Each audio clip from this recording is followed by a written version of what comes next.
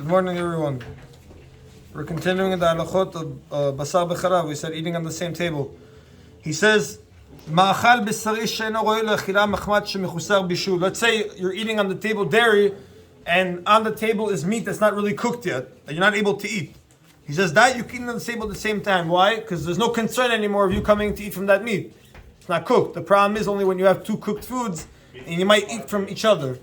What? Now he says like this.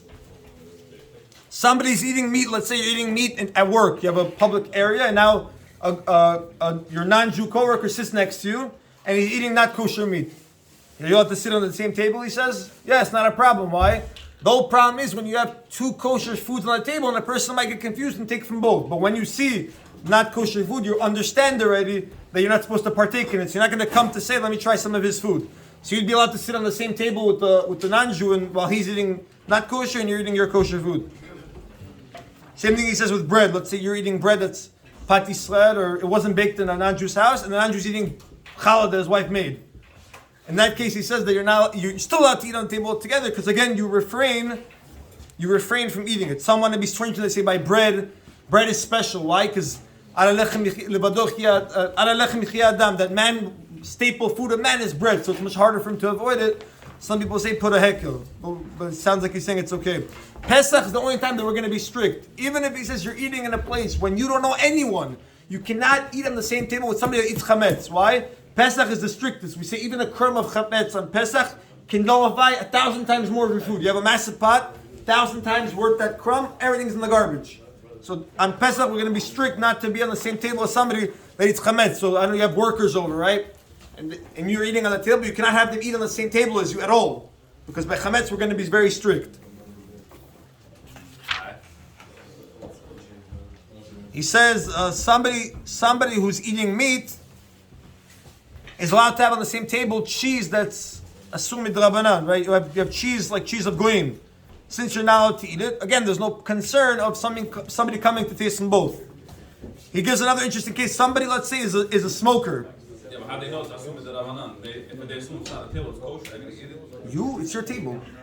Exactly. You know that you have cheese that you have to give to some guy or something. I don't know. It's the case that if you don't know, then you don't know. He gives a very interesting case here. He says, let's say you're a smoker, and on Shabbat you go to a place where people are smoking. So now it's arousing your desire to smoke. He says, maybe in that case you're not allowed to be on the same table as them, because you might ask one for a cigarette because you're so addicted to it. He says that there's no problem in that case on Shabbat, and that's why he says they really asked him why it's relevant. Is if you go to seminars in Israel, when they do kilu on Shabbat, some people smoke. You might be a smoker. You might not want to sit on the same table on Shabbat.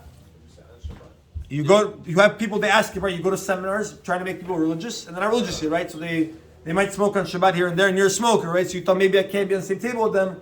I might come to ask them to take from them. He says that's not an issue. He says.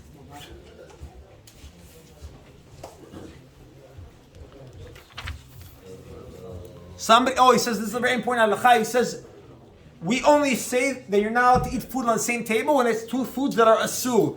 However, how about eating on the same table fish and meat? Or fish and dairy?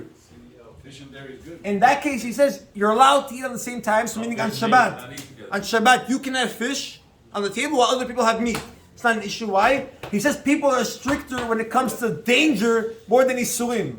If you have dairy and meat on the table, people don't pay attention as much, and they might come to eat from other foods. But if you have fish and meat, which people already know that it's dangerous, they're more alert not to take from each other's food. So that practically on Shabbat, right? If you're still eating fish, you don't have to remove all the fish in order to bring out the meat. You can continue eating fish while they bring out meat. You don't have to have it separately on the table. Correct. You don't have to make it like milk and meat that has to be off the table. You can still eat your fish, and they can still bring out meat without an issue. You don't have to remove fish from the table. That's dairy you're talking about already. Let's talk fish and dairy. I was talking about fish and meat.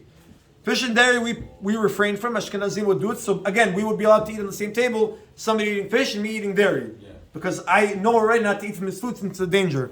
Somebody says it's within 6 hours of eating meat. And now he walks by a pizza shop, right?